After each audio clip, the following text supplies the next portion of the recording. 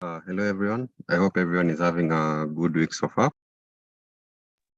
Welcome to today's market snapshot session. We'll be covering what has happened for the better part of this week and also what we should expect for the day. So before we continue, if you can hear me, just say hi on the chat section so that we can confirm the audio is clear and we can go on. If you can hear me, just say hi on the chat section. I'm seeing Elite Essays, I'm seeing Philip, I'm seeing Rota. So yeah, just confirm that while I set up the charts for the day.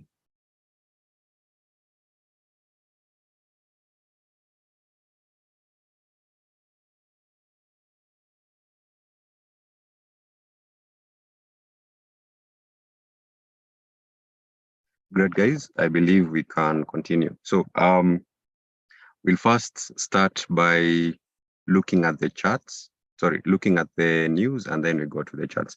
So let me quickly head over to the news section, and then we see how that relates to our charts today.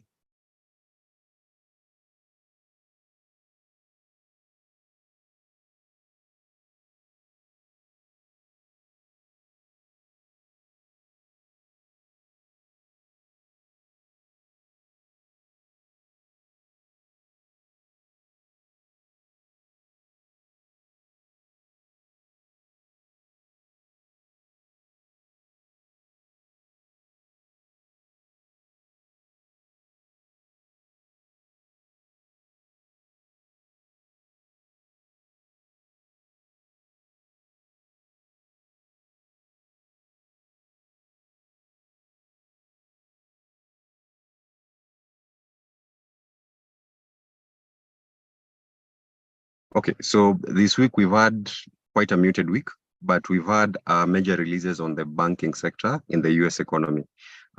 We've had a number of banks going through stress tests by the Fed just to make sure that they have enough capital, and that gave a boost to the stocks.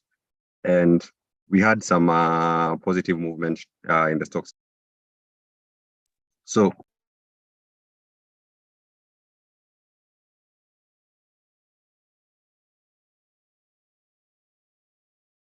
sorry about that, guys. So yeah, so the major theme in the market is with regards to the US economy. It's showing a lot of resilience of late, and this is starting to reflect into a stronger dollar. If you can see here, this is the list of positive things that have happened in the US this week. First one was initial jobless claims fail. That means not so many people are claiming unemployment. We also have the US GDP growing really strongly despite the high inflation. And we had better releases also in some earnings, and basically the picture in the US right now is showing strength or signs of a resilient economy, and this will translate to the markets. So we'll take a look at yields first. So treasury yields usually reflect where the market thinks interest rates are going to go. And at the moment, if you read down here, we can zoom this in.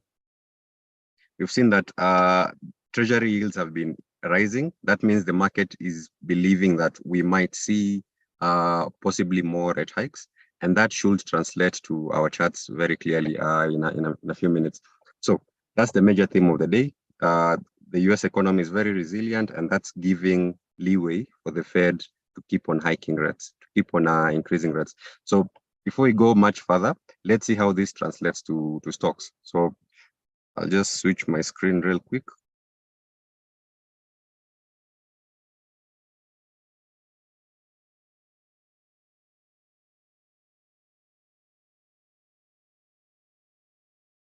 Okay, I believe everyone can see what I'm looking at. So we'll first start with the major indices, and these give a clear indication of what the US economy is doing. So first things first, if you look at S&P 500 on the daily time frame, we seem to be having this upwards extension, and we've said that this movement at the moment has been supported by the news that we had a stronger banking sector. Remember, in the beginning of the year, a lot of banks are under threat, and especially regional banks, when guys were withdrawing their money and transferring it to national banks. And with the stress tests done this week, it proves that quite a number of banks are very well capitalized and there's nothing to be afraid of. And this gave an upwards push with stocks. So you can see there was a brief rally, both with US 500 and NASDAQ. So if you go to the 4-hour chart, you can see that we had some support this week. Generally, we moved lower, but it was we moved lower, but we were supported, and we're generally closing higher from where we started. Remember, this is where the week started at this point here. So that means going forward, there is a bit of a disagreement between the bond market and the stock traders.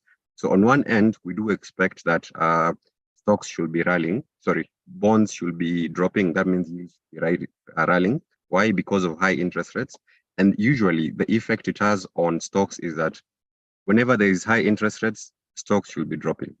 So now there is that bit of a disagreement because we are seeing the opposite happening where stocks are still in an upward trend. So this gives me reason to believe that we might be heading either to this point here. This is for the US 500. And then possibly we can see a double top formation over here before the stocks market get in line with the bonds market. And eventually we see a drop. So the market is in some sort of a belief that we might see stocks finally going lower, because the belief is indeed we might see the Fed hiking even further towards the end of the year. So that's with US 500 and UT 100. Even when you look at the rally at the moment, it seems to have slowed down, indicating there's a potential, probably there's room for a reversal. However, if we continue rallying higher, I wouldn't be on a long position until I've seen stocks clearing this initial supply zone over here. Maybe if I can see a retest, and that's when I'll be comfortable to go on with the long position in stocks. But however, is a very huge likelihood that we might see a correction in this move and we head lower. So that applies to US 500, UT 100, and all those indices in the US segment.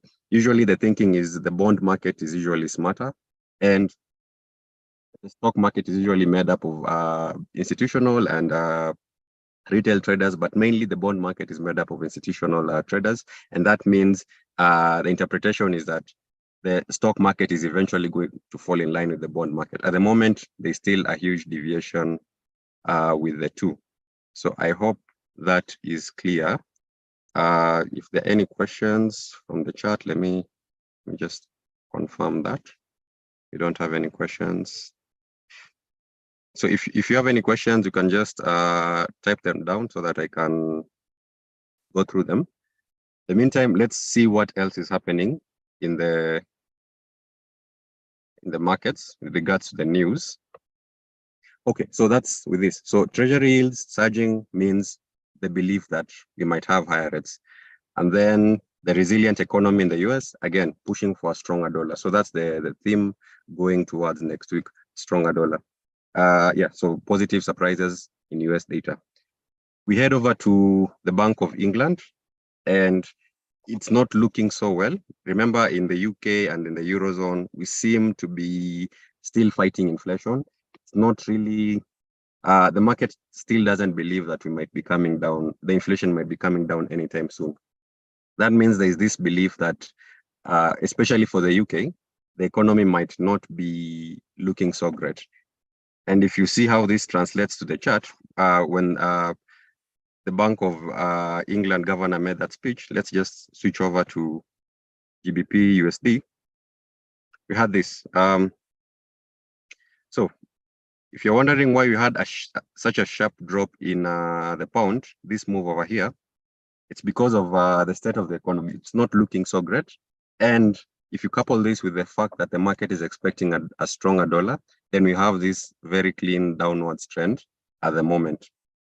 So just to get into technical analysis, if we see the dollar reducing momentum or losing momentum for the day, then we might go back to this gap over here. So this is on the daily chart. If I switch the 4-hour chart, there's this gap over here that has been left because of this drastic move.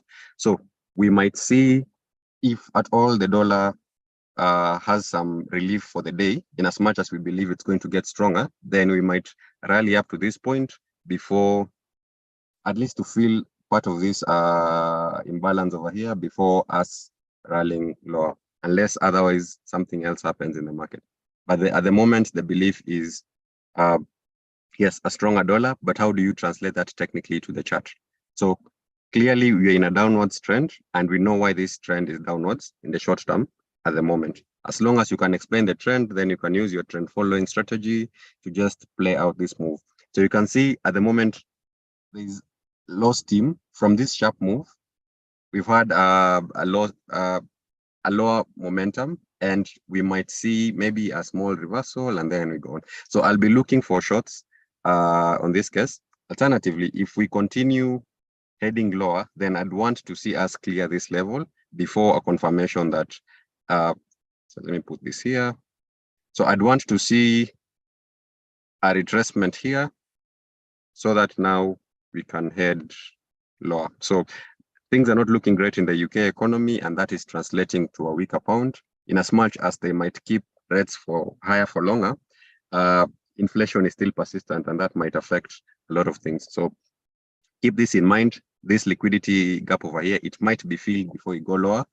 And if you are to be long at all, then you'll need to see it crossing this level and possibly retesting one of these key areas. For example, if I was to see the market moving higher and retesting probably this point because it was an initial support zone, then that will mean that I can start looking for longs going higher. But the higher likelihood scenario, or the high likelihood scenario, is we go back to fill this void over here and go lower, or we just continue going lower.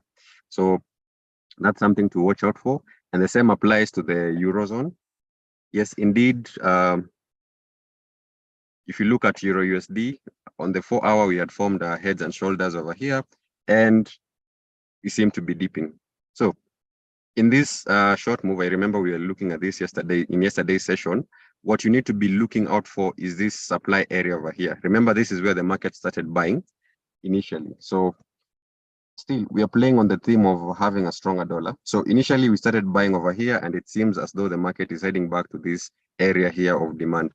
So confirmation is we need to see it clear this area. Otherwise, if we come back to this point and then have a sharp reversal, because remember, this is a demand area, it might cause the market to come back and provide some relief to the euro. However, I am not banking on that, because it seems more likely than not that in the long term, the dollar strength is going to play out.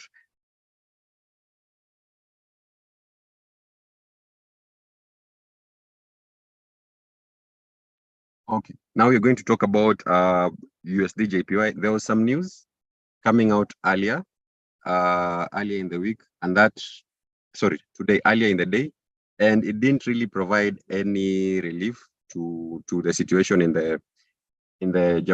Japan. That means, for example, inflation that came in earlier, it was still lower or weaker than expected, and we did see some gains on the dollar, although not quite a lot. So when you come to the technical analysis aspect, in this case, if you look at the daily, initially we rallied to fill this void over here. Yeah. So the market seemed to be losing some steam, but eventually there was this gap over here because of this sharp drop that was filled for the better part of this week. So now we still expect a stronger dollar, but we don't know how that will play out. The best case is if we see a dip from this point first, so a slight retracement. I'll be using my fib levels to confirm any retracements that provide support for an uptrend. So in this case, we have an uptrend. We know why it's an uptrend. All you need to do is look for retracements and then take it higher. In the event that that's not the case and we go lower, then we need to pass this level at 142. That's a confirmation that market was only going for liquidity. On the daily, you can see this gap over here from this. It will be a confirmation that the market is only looking for liquidity and coming back lower. So we need to completely cross this point, this gap over here, for us to say that we should be going short. And then finally, we have gold, a very popular pair. And this one was very straightforward for the week. remember for gold, you're not pairing it with any country. It's just gold as an asset versus dollar. So playing out the dollar thesis on this is very straightforward. We seem to be in a falling wedge, and that means that we're simply looking for shorts. So however this plays out, either looking for retracements to fill these gaps or playing continuations on this move.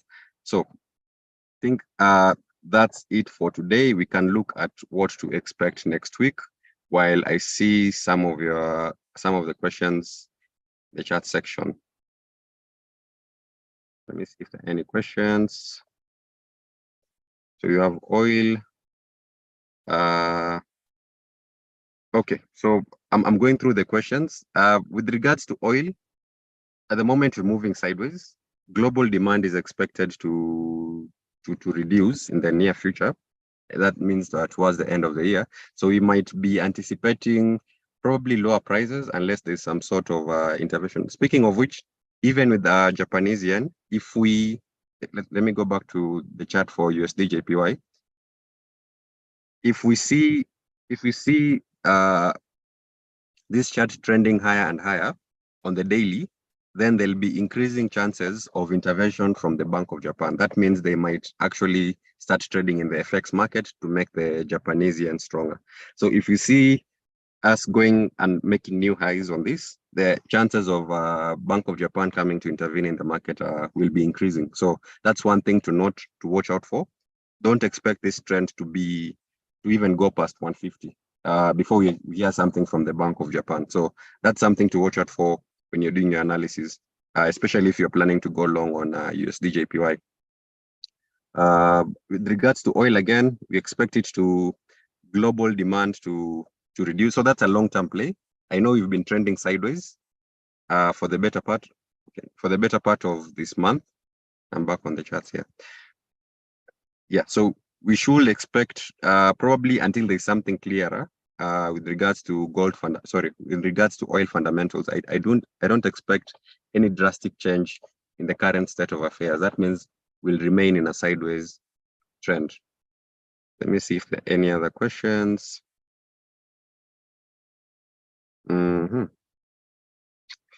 So for smart money concepts, I think we have classes for that, and we also have a couple of videos. So you can just join in on any of the sessions in our offices, satellite offices, and the office in Nairobi, and you should be guided on that.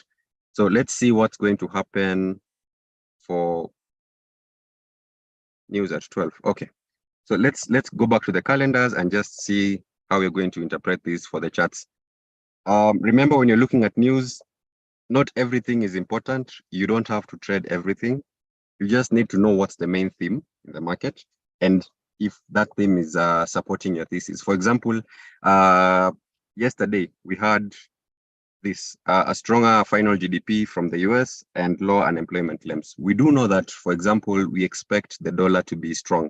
So anything that supports a stronger dollar, even if it's an important news like GDP, will now be important. That means it will accelerate a stronger dollar. So that's how you use the main theme to interpret smaller news releases in the markets. Okay, let's go to next week, see what's happening there. Then we can call it a market wrap. I hope everyone can see my, yeah. Okay. So next week, I'm going to be looking at dollar news. I know we have non-farm, which is the important news point. But at this point, what's the expectation? The expectation is, because we've had so many positive surprises in the US, then we expect strong employment also. So that's one thing to take note of. Although the market expectations will be provided for you, the market expectations will be provided for you by the time next week is starting for this. So next week we have non-farm, which is the most important news event. ADP usually guides what is going to happen on non-farm, so you can watch out for that. And we will also be following the consensus of FOMC. So at the moment, we do know that a lot of members are still expecting at least 2 more hikes. So that means a stronger dollar as we go forward. Yeah, so that's it. We'll also be watching out for what is the state of the economy with some of these other economies. For example, the Eurozone and the UK area economy. So that's going to guide us to how should we expect, how weak, or for example, if euro and pound are going to at least have some strength coming out next week, or at least the momentum, the downwards momentum reducing for some time, because the pound is under so much pressure, and the same applies to the euro. So the main event for the following week is following up on the opinions of the Fed. So that should come in on Tuesday. Oh, sorry, Wednesday. Yeah, because we have one member speaking, and your non-farm on Friday.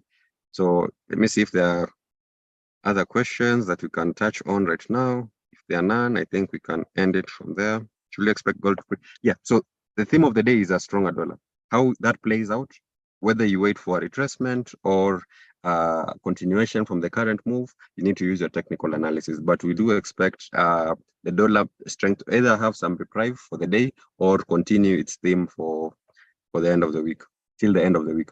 So having said that, thank you for joining us on this session. See you next week. We'll have a more comprehensive one the other Friday, because I know that's when ADP and non-farm will have come out. And having said that, see you. Have a happy trading day, and we'll catch up during the sessions for the week.